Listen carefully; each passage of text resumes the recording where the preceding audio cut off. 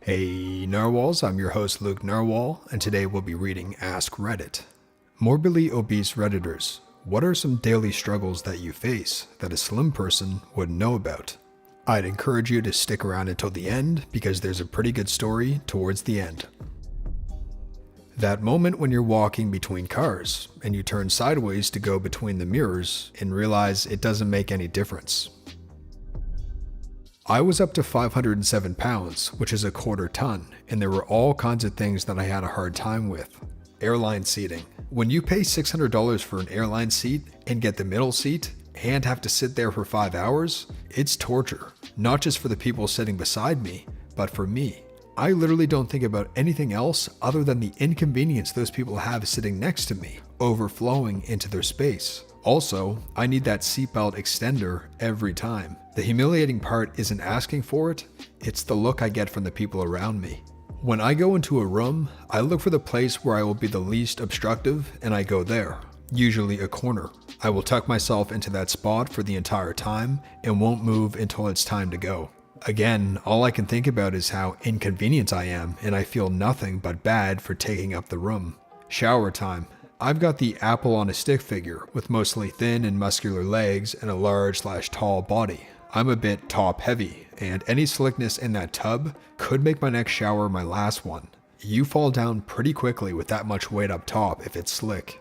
Amusement parks. None of the rides are made for big people. Made the mistake of trying a roller coaster and only getting the safety bar down about halfway. Was definitely exciting, but not in the fun way. Most of the problems we deal with are internalized. We judge ourselves for the most part more critically than others because it ends up hurting less when someone else eventually says something. Elevators. That look you get from other people when they look at the capacity of the elevator and then back at you, and you can tell they're mentally doing the math. I've dropped 200 pounds, but I still have the 500-pound mentality, still dropping weight, but I'll always be a fat guy in my head. It's too bad people can't be nicer, but if anything, it makes it easier to show me the people I should avoid. My fear of how other people view me is crippling at times. Prevents me from going to the gym, prevents me from going to parties, prevented me from going to classes in college. I barely fit in the desk, super embarrassing. I've literally gone all the way to a bar to meet friends and just turned around to go home. Wouldn't wish this on anyone. When I see overweight people at the gym, I admire them for doing something about their weight. Don't let other people keep you from doing what you want to do. You know those authentic Japanese restaurants where you sit down and the walls are made of paper? Yeah, I'm not allowed back there anymore. Wiping. Back there. Like, you mean you just don't? My friend is a nurse, and she told me that when people get to a certain size, they just can't reach properly or at all. I was over 500 pounds and got a 66+ inch waist at my heaviest, now currently sitting around 340 and 48 to 50 inch waist, aiming for 220 pounds. It's been better than what it was when I was over 500 pounds, however I wear an undershirt, a shirt, and a hoodie pretty much whenever I'm out in public to hide my figure, which doesn't help much in the warmer periods of the year when my added weight acts like a permanent winter coat. And whenever I come in from an 80+ degree day, I look like I just got out of the pool swimming. I look forward to the day where I can wear just a simple t-shirt without having the feeling like everyone who glances my way is judging me for my size and silently praying male bras become a thing before I leave the house the next time around. Another thing I struggle with is social situations. Whenever I go out with friends or family, I am always wondering if I'm being judged for the amount of food that I'm eating, even if it's the same amount that everyone else is eating. Also, if I am still hungry, I feel I need to wait until everyone else has gone back for seconds before I do. Otherwise, I feel like I'm just the fat guy who loves food, and so on and so forth. Also, I have never dated or even kissed another person, because whenever I get it in my mind to sign up for a dating site, I get that little voice in my head that says, "No one is going to want to date you, fatty. Don't waste your money. Spend it on Taco Bell instead. It will make you feel better." And it makes me feel like crap, both for the idea that there might be no one out there that is physically attracted to me because of my weight, and that I know that the fast food will make me feel better in the extremely short term. Finding any kind of clothes that fit properly is almost impossible. Overweight female here, I can't count the number of times I went to clothes shopping at thrift stores, Kohl's, or what have you, and just ended up near tears or giving up because their XL or even XXL didn't fit me. I always feel the deepest shame when I put things back, and every time I try stuff on, I feel a mass amount of perceived judgment from others. I am in the process of losing weight, and once I get my paychecks worked out, I'm going to spread out a proper diet. But what everyone in this thread has said so far that rings true is that no one hates a fat person like they hate themselves. I used to be morbidly obese. I think the hardest thing for me was my enablers. Oh no, you look great. You're perfect the way you are. You carry your weight well.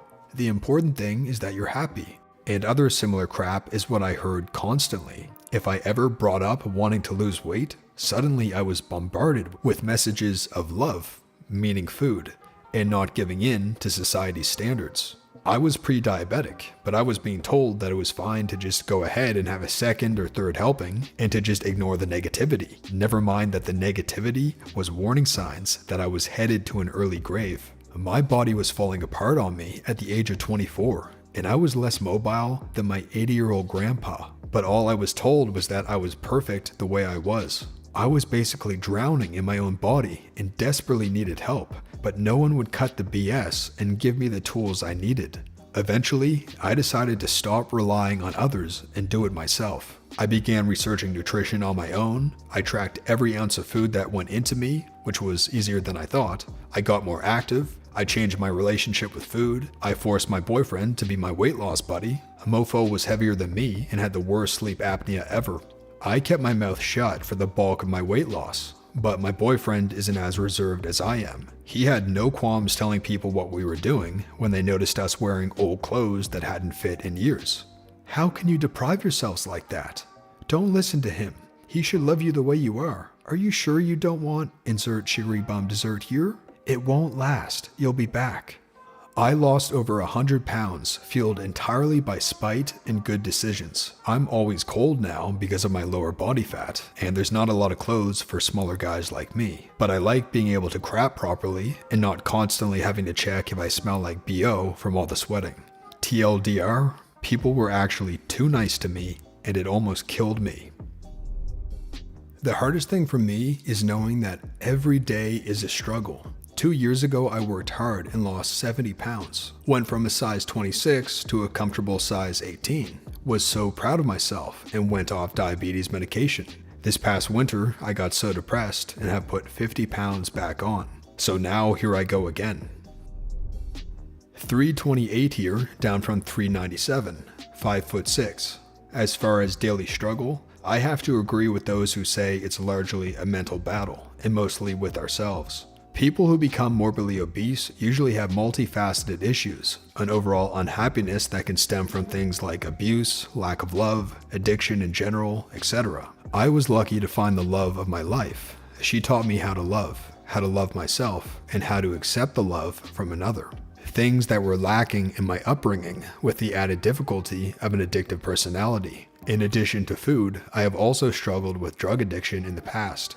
Since meeting her, my confidence has gone through the roof, and I no longer find myself worrying about being an inconvenience or bothering others. Instead, that concern has turned into an anger, or you might say punchiness, that I really have a hard time shaking.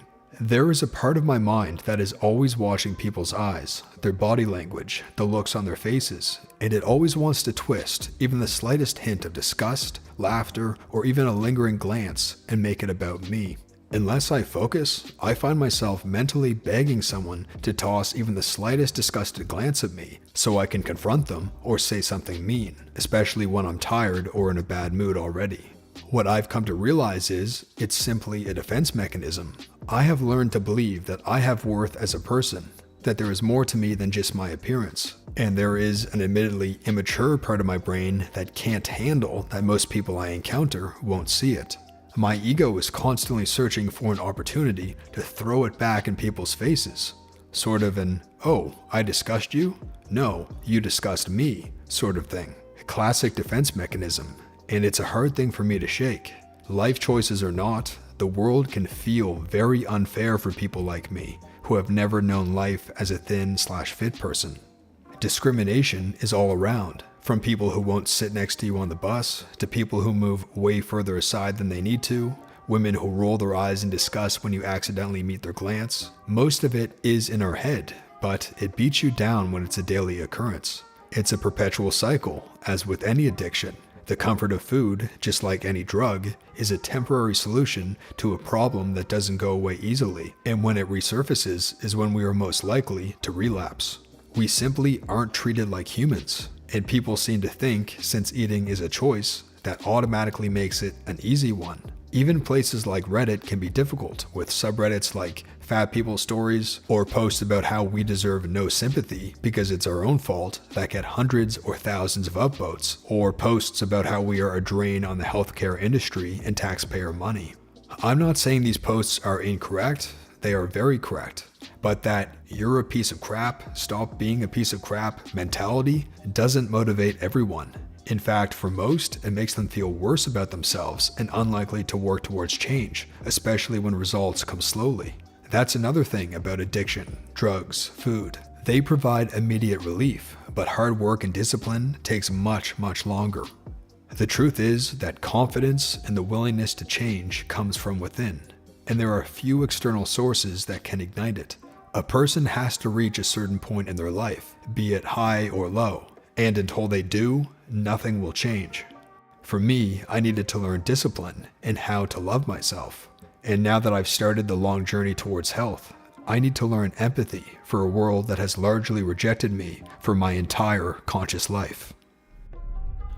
And that brings us to the end, Narwhals. If you enjoyed, be sure to leave a like. And if you made it all the way to the end, feel free to comment Narwhal so we can all see who made it to the end. If you're new here, tap that red subscribe button below the video so you don't miss future weight loss videos just like this one. Our community here on YouTube is known as the Narwhals, and we're getting really close to 5,000 Narwhals already. So be sure to subscribe to join the original 5,000 Narwhals. Lastly, it's been really awesome to read your guys' comments the past week, so thank you to all the commenters who are talking about weight loss. I see people encouraging others, and it's really awesome to see. Hopefully these weight loss videos have given us some more insight into this topic, and hopefully people will benefit from it, whether it's for themselves and their own journey or just to understand other people better.